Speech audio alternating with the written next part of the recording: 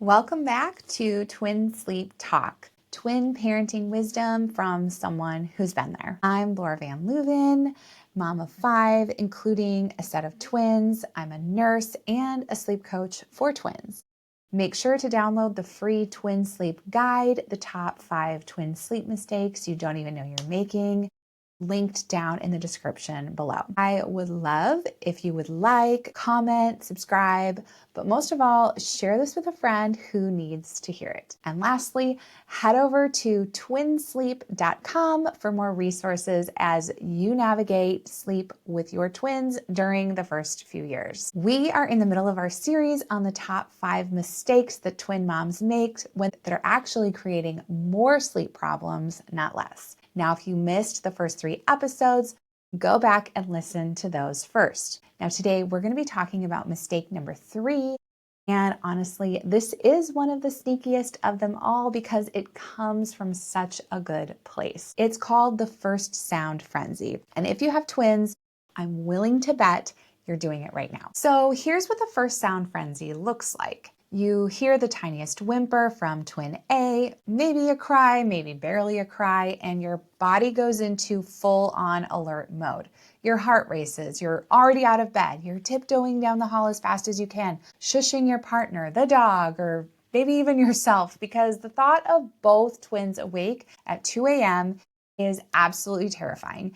And it's not even really just a thought, because I bet you've all been there at 2 a.m. with both babies screaming. Now, when my twins were born, I also had a 2-year-old that wasn't sleeping. And so I was always afraid that they would wake her up as well. Now, like many twin parents, my husband and I, we were taking shifts and turns during the night, getting up with the babies. I would sleep from 9 p.m. to 3 a.m. while he handled the night feeds and the diaper changes. And then at 3 a.m., it was my turn to handle all of them. And it usually included at least one night wake up from our 2-year-old. So my husband would sleep until 9 and then he would head to a coffee shop to get work done. It was honestly pretty brutal, but it worked for us for about 2 months. And so all that to say, I really didn't want my twins waking my husband up, and he really didn't want them waking me up. So we just got into this pattern of jumping up and attending to the babies at every little sound. We were surviving the twin newborn stage, and we had learned what worked for us. Now, if you know my story, you know that my life changed pretty dramatically when my twins turned 3 months old. We were living in my hometown of Minneapolis temporarily, but at 3 months, it was time for us to go back to our home and our life in Africa. So moving back across the world with 3 kids under 3 was a survival story in itself. And you can go back to episodes 1 and 2 if you want to know how that worked. But all that to say, most of us twin moms get to month 4 and we're really just still surviving on coffee and fumes. We don't know how to move beyond those survival strategies that worked in the newborn stage. We don't know how to get unstuck. And even if you don't have as dramatic a story as moving to Africa, this is usually what I see with the majority of twin moms in the Twin Sleep Academy. And I totally get it, because you're rushing in to get your babies at the first peep because it seems like the only logical thing to do in order to keep the peace and keep the other one sleeping. It feels proactive. Okay, now before I really get into what's actually happening when you do this, I want to make something really clear. Responding to your babies is not a flaw. It's a feature. Babies come into the world completely vulnerable and entirely dependent on adults to meet their needs. And here's the beautiful part. Our brains were actually wired to make sure that happens. So when a baby cries, there's a powerful biological mechanism that kicks in. As adults, we literally have a chemical reaction in our brains that makes it nearly impossible to just roll over and ignore the crying. And that's not a weakness, that's by design. It's actually a major reason our species has survived as long as it has. So when you're jumping up at every little sound that your twins make, that instinct is perfectly natural. It's good. It means you're wired correctly as a parent. But here's where it gets interesting. And this is where your higher order thinking is going to come in. After a few months with your babies, you actually have the ability to start distinguishing between two very different kinds of crying. There's, of course, the cry that means I need something for my survival, like I'm hungry or I'm in pain or something's wrong, I'm cold. And then there's the cry that means this is just what I do when I wake up lightly from sleep because it's what's always worked. Now, the second cry, we sort of create it unintentionally, but we really do. And that's okay. When you rush in and pick up your baby, every time they make a sound, you are reinforcing the expectation that a sound always requires a rescue. And over time, your babies stop learning how to settle back down on their own because they never need to. You always do it for them. Now, I do want to just pause here for the moms of the medically fragile or very premature twins, because this is really important. If your babies had any kind of NICU time or medical complexities, please always loop in your medical team before making any kind of changes to how you respond to nighttime or nap time crying. Get really clear guidelines first. This content is for healthy, full-term or near-term babies, and your situation may need a more tailored approach. Now, for everyone else, here's the part that genuinely blows twin moms' minds when I tell them. So think about this. Your twins spent 9 or so months in the womb together, side by side, surrounded by sound and movement, and completely unable to have total silence. They are literally wired to sleep through each other's noises and movements and kicks. They're not as fragile as they feel at 2 a.m.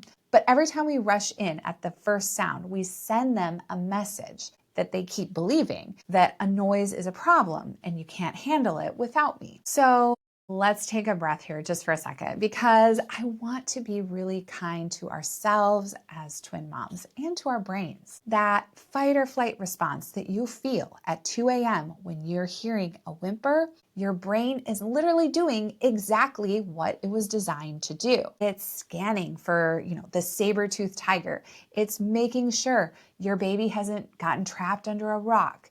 It's protecting your offspring from predators the way human brains have been wired to do for thousands of years. Your nervous system does not know the difference between a predator in the dark and a baby cycling through a light sleep phase in a temperature-controlled room with a sound machine running. So yes, the alarm bells are going off in your mind, and they're supposed to. But here's the gift that we can give ourselves in those moments. A kind and gentle reminder that our babies are safe. They are fed, and they have been responded to all day and all evening. They are not lacking physically. They are not lacking for love. They have had snuggles and cuddles and lots of physical affection. They know they are cared for. They know they are safe. And here's something that I really want you to hear. If you are able to sleep and if you can give yourself permission to rest, you will wake up more connected and more patient and more responsive as a parent. Rest doesn't make you less present. It makes you more present for the moments that really matter during the day. This is not about leaving your babies to cry alone for long stretches of time. I'm not asking you to do that. I'm talking about giving them a few minutes, and how many minutes really depends on their age and where they are developmentally, and to have the chance to find their way back to sleep on their own. The pause is not neglect. It's actually one of the most loving things you can do for them. So here's what I want you to do. I call it the pause protocol, and it starts not with what you do for your babies, but what you do for yourself first. Because remember, your brain just spotted a saber-toothed tiger. So before you go full mama bear, let's do a quick brain check. Number 1, recognize what's happening in your own body. The moment you hear that sound, just pause and notice. Are your muscles tense? Is your heart racing? Is your mind already 3 steps ahead? catastrophizing about a double wake up or maybe a triple wake up? Are you sweating? If yes, you are in fight or flight. And that is okay. That is your brain doing its job. That's great. So first, thank your brain. Genuinely say to yourself, thank you, brain. This means I'm a good mom who cares about her babies, because that is what it means. Then take a few slow, deep breaths, just enough to bring your nervous system down a notch before you do anything else. Number 2, look at the monitor. Before you move a muscle toward the door or toward the crib, look at your video monitor. Is your baby safe? Are they stuck in a corner of the crib? Is there something near their face? Just rule out anything that actually requires an immediate response. If they're safe, and most of the time they will be, keep going. Step number 3, check the time. Based on your baby's age and where they are developmentally, ask yourself if they're likely hungry right now. I mean, a newborn waking at 3 a.m. probably needs a feeding. A 6-month-old who's healthy and ate 2 hours ago, probably not. So use your knowledge based on your baby's patterns because you know them better than I. Step number 4, listen to the cry. Not all cries are the same. And as a twin mom who's been listening to your babies for weeks or months now, you already know this on some level. Is this a panicked, escalating cry, or is it a fussing, stirring, I'm in a light sleep cycle kind of a cry? A panicked cry gets an immediate response. A stirring cry gets a pause. Step number 5, just wait. If your babies are safe, you don't think it's time for a feed, and the cry isn't like escalating, just wait.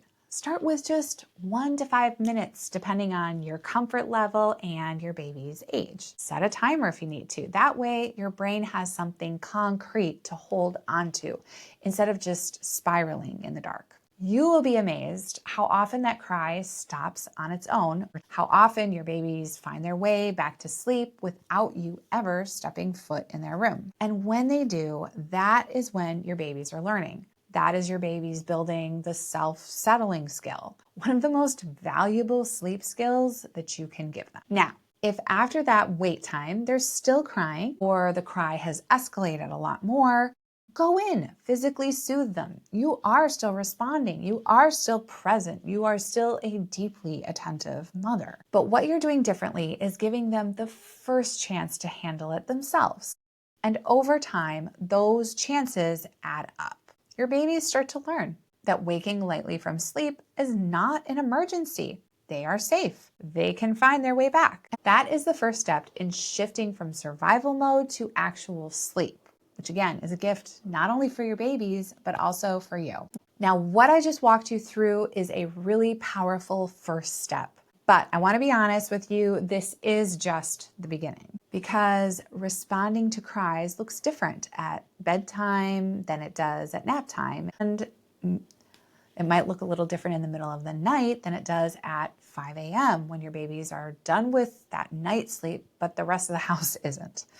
And it looks different at 3 months than it does at 6 or 9 or 13 or 15 months. So inside the Twin Sleep Academy, I go much deeper into all of it, exactly how and when to respond to cries at bedtime, during naps, through the night, and in those tricky early morning hours. And this is with twins specifically, because what works for a singleton doesn't always translate when you've got 2. So if you're ready to go beyond the first step, come and join us over at twinsleep.com and learn more about the Twin Sleep Academy. Because if you're ready to stop guessing and actually start fixing your twin sleep for good, the Twin Sleep Academy is the only sleep course designed from top to bottom with twin parents in mind. I promise you, twins are not treated as a bonus chapter or a footnote in this course. It is designed for twin parents by a twin parent.